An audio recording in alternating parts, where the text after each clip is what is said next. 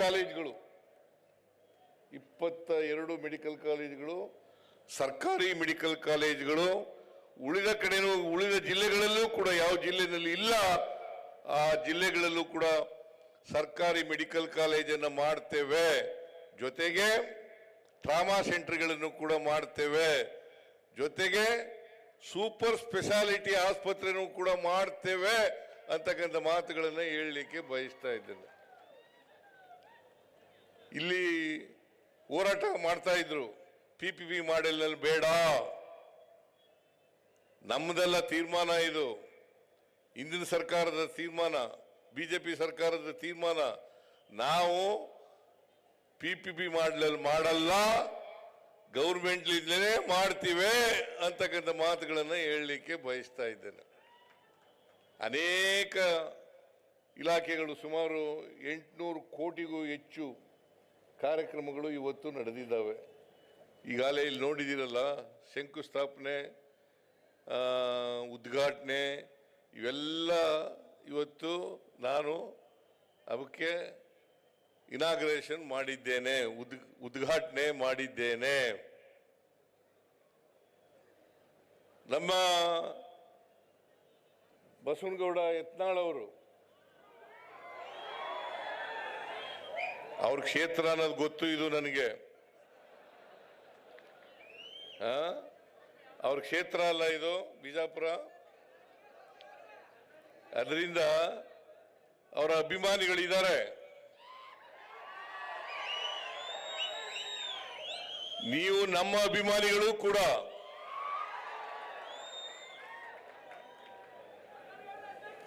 ನಿಮ್ಮೆಲ್ಲರ ಆಶೀರ್ವಾದದಿಂದಲೇ 136 ಸ್ಥಾನಗಳನ್ನ ಕಳೆದ ಚುನಾವಣೆಯಲ್ಲಿ ಗೆದ್ದದ್ದು.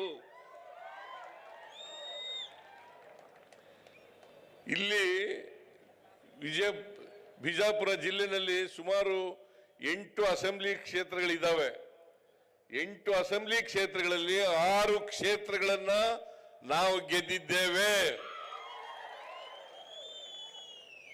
ಅದರಿಂದಲೇ ನಾವು ಸರ್ಕಾರ ಮಾಡಲಿಕ್ಕೆ ಸಾಧ್ಯ ಆಯಿತು. ಅದಕ್ಕೆ 136 ಸ್ಥಾನಗಳನ್ನು ಗೆಲ್ಲಬೇಕಾದ್ರೆ 136 ಸ್ಥಾನಗಳನ್ನು ಗೆಲ್ಲಬೇಕಾದ್ರೆ ನಿಮ್ಮ ಆಶೀರ್ವಾದ ಬಹಳ ಮುಖ್ಯ ಅಂತಕ್ಕಂಥ ಮಾತುಗಳನ್ನು ಹೇಳಲಿಕ್ಕೆ ಬಯಸ್ತಾ ಇದ್ದೇನೆ. ಅನೇಕ ಸಾರಿ ಬಂದಿದ್ದೇನೆ ನಾನು ಬಿಜಾಪುರಕ್ಕೆ. ಸುಮಾರು 40-45 ವರ್ಷಗಳಿಂದಲೂ ಕೂಡ ಇಡೀ ರಾಜ್ಯನೆಲ್ಲ ಸುತ್ತಾಡ್ತಾ ಇದ್ದೀನಿ ನಾನು. ಕಳೆದ ಚುನಾವಣೆಯಲ್ಲೂ ಕೂಡ ಬಂದಿದ್ದೆ, ಅದರಿಂದ ಚುನಾವಣೆಯಲ್ಲೂ ಕೂಡ ಬಂದಿದ್ದೆ, ಅದರಿಂದ ಚುನಾವಣೆಯಲ್ಲೂ ಕೂಡ ಬಂದಿದ್ದೆ, ಬೇರೆ ಸಂದರ್ಭಗಳಲ್ಲೂ ಕೂಡ ಬಂದಿದ್ದೆ. ಆದರೆ ಬಂದಾಗೆಲ್ಲ ಕೂಡ ನೀವು ನನಗೆ ಆಶೀರ್ವಾದವನ್ನು ಮಾಡಿದ್ದೀರಿ ಅಂತಕ್ಕಂಥ ಮಾತುಗಳನ್ನು ಹೇಳಲಿಕ್ಕೆ ಬಯಸ್ತಾ ಇದ್ದೇನೆ. ಬಸವನಗೌಡ ಯತ್ನಾಳ್ ಅವರು ಅನೇಕ ವಿಚಾರಗಳನ್ನು, ಅನೇಕ ಒತ್ತಾಯಗಳನ್ನು ಮಾಡಿದ್ದಾರೆ. ಅವುಗಳಲ್ಲಿ ಬಹಳ ಮುಖ್ಯವಾದದ್ದು ಮೇಲ್ಸೇತುವೆ. 160 ಕೋಟಿ ರೂಪಾಯಿ ಅಂದಾಜು ವೆಚ್ಚದಲ್ಲಿ ಮೇಲ್ಸೇತುವೆ ಮಾಡಬೇಕು ಅಂತ ಮನವಿಯನ್ನು ಮಾಡಿದ್ದಾರೆ. ಅದನ್ನು ಮಾಡಿಕೊಡ್ತಕ್ಕಂಥ ಕೆಲಸವನ್ನು ಮಾಡ್ತೇನೆ ಅಂತಕ್ಕಂಥ ಮಾತುಗಳನ್ನು ಹೇಳಲಿಕ್ಕೆ ಬಯಸ್ತಾ ಇದ್ದೇನೆ. ಗೊತ್ತಾಯ್ತಾ?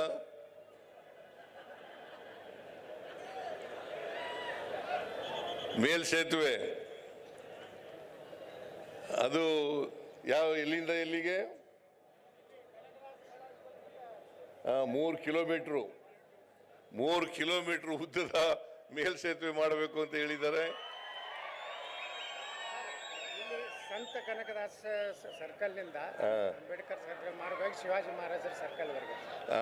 ಭಕ್ತ ಕನಕದಾಸರ ಸರ್ಕಲ್ನಿಂದ ಅಂಬೇಡ್ಕರ್ ವೃತ್ತ ಮತ್ತು ಶಿವಾಜಿ ಮಹಾರಾಜ್ ಅವರ ವೃತ್ತದವರೆಗೆ ಮಾಡಬೇಕು ಅಂತ ಹೇಳಿದ್ದಾರೆ. ಅದನ್ನ ಮಾಡಿಕೊಡ್ತಕ್ಕಂಥ ಕೆಲಸವನ್ನ ಮಾಡೋಣ ಅಂತಕ್ಕಂಥ ಮಾತುಗಳನ್ನು ಹೇಳಲಿಕ್ಕೆ ಬಯಸ್ತಾ ಇದ್ದೇನೆ. ಆಮೇಲೆ ಇದೇ ಸಂದರ್ಭದಲ್ಲಿ ನನಗೆ MB ಪಾಟೀಲ್ರು ಮತ್ತು ಶಿವಾನಂದ ಪಾಟೀಲ್ರು, ಈ ಜಿಲ್ಲೆಯ ಎಲ್ಲ ಶಾಸಕ ಮಿತ್ರರು, ಜಿಲ್ಲೆಯ ಎಲ್ಲ ಶಾಸಕ ಮಿತ್ರರು, ಜನಪ್ರತಿನಿಧಿಗಳು, MLAಗಳು, MLCಗಳು ನನಗೆ ಸನ್ಮಾನವನ್ನ ಮಾಡಿದ್ದಾರೆ. ಕಾರಣ ಯಾಕಪ್ಪ ಅಂತಂದ್ರೆ ನಾನು ದಿವಂಗತ ದೇವರಾಜ ಅರಸರವರು ಅವರ ಎಷ್ಟು ವರ್ಷಗಳ ಅವಧಿ ಇತ್ತು, 7 ವರ್ಷ 239 ದಿನಗಳು ಅವರಿದ್ದರು. ನಾನು 6ನೇ ತಾರೀಕಿಗೆ ಅದು ಸಮ ಆಯಿತು. ಈ ವರ್ಷ 2026 ಜನವರಿ 6ನೇ ತಾರೀಕಿಗೆ ಸಮ ಆಯಿತು. ಈಗಾಗಲೇ ಇವತ್ತು 9ನೇ ತಾರೀಕು, 3 ದಿನಗಳು ಜಾಸ್ತಿ ಮಾಡಿದ್ದೀನಿ ಅಂತೇಳಿ ನಿಮ್ಮೆಲ್ಲರ ಆಶೀರ್ವಾದ, ಕಾಂಗ್ರೆಸ್ ಹೈಕಮಾಂಡ್ನ ಆಶೀರ್ವಾದ, ಸೋನಿಯಾ ಗಾಂಧಿಯವರು, ರಾಹುಲ್ ಗಾಂಧಿಯವರು, ಮಲ್ಲಿಕಾರ್ಜುನ ಖರ್ಗೆಯವರು ಇವರೆಲ್ಲರ ಆಶೀರ್ವಾದದಿಂದ ಇವತ್ತು ನಾನು 2 ಬಾರಿ ಮುಖ್ಯಮಂತ್ರಿ ಆಗಲಿಕ್ಕೆ ಸಾಧ್ಯ ಆಯಿತು. ಅಷ್ಟೇ ಅಲ್ಲ, ಕರ್ನಾಟಕದಲ್ಲಿ ಹೆಚ್ಚು ದಿನಗಳ ಕಾಲ ಮುಖ್ಯಮಂತ್ರಿ ಆಗಿರ್ತಕ್ಕಂಥದ್ದು, ದೀರ್ಘಾವಧಿ ಕಾಲ ಮುಖ್ಯಮಂತ್ರಿ ಆಗಿರ್ತಕ್ಕಂಥ ಅವಕಾಶನೂ ಕೂಡ ಸಿಕ್ಕಿದೆ. ಅದಕ್ಕೋಸ್ಕರ ಈ ರಾಜ್ಯದ ಜನತೆಗೆ ಧನ್ಯವಾದಗಳನ್ನು ಹೇಳಲಿಕ್ಕೆ ಬಯಸ್ತಾ ಇದ್ದೇನೆ. ಇದಕ್ಕೋಸ್ಕರ ಈ ಜಿಲ್ಲೆಯ ಎಲ್ಲ MB ಪಾಟೀಲ್ ಆದಿಯಾಗಿ, ಶಿವಾನಂದ ಪಾಟೀಲ್ ಆದಿಯಾಗಿ, MLAಗಳಾದಿಯಾಗಿ ಎಲ್ಲರೂ ಸೇರಿ ನನ್ನನ್ನು ಗೌರವಿಸಿದ್ದಾರೆ. ಅದಕ್ಕೋಸ್ಕರ ನಾನು ಅವರೆಲ್ಲರಿಗೂ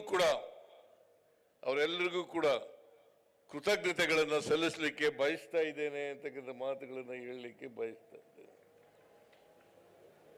ನಾನು ಸಮಯ ಆಗಿದೆ, ಅದರಿಂದ ಹೆಚ್ಚು ಮಾತಾಡಲಿಕ್ಕೆ ಹೋಗಲ್ಲ. ಭಾಳ ಮಾತಾಡಬೇಕಾಗಿತ್ತು, ನಮ್ಮದೇ ತಪ್ಪು. ಲೇಟಾಗಿ ಬಂದದ್ರಿಂದ, ನಾವು ಜಲ್ದಿ ಹೋಗ್ಬೇಕಾಗಿರೋದ್ರಿಂದ ಇದು ನಿಮ್ಮ ತಪ್ಪಲ್ಲ, ನಮ್ಮ ತಪ್ಪು. ಅದಕ್ಕೋಸ್ಕರ ಕ್ಷಮಿಸಬೇಕು ಅಂತಕ್ಕಂಥ ಮಾತುಗಳನ್ನು ಹೇಳಿ ನನಗೆ ಹೆಚ್ಚು ಮಾತಾಡಲಿಕ್ಕೆ ಆಗದೇನೆ ನನ್ನ ಭಾಷಣವನ್ನು ಮುಗಿಸ್ತೇನೆ. ನಿಮ್ಮೆಲ್ಲರಿಗೂ ನಮಸ್ಕಾರ. ಜೈ ಹಿಂದ್.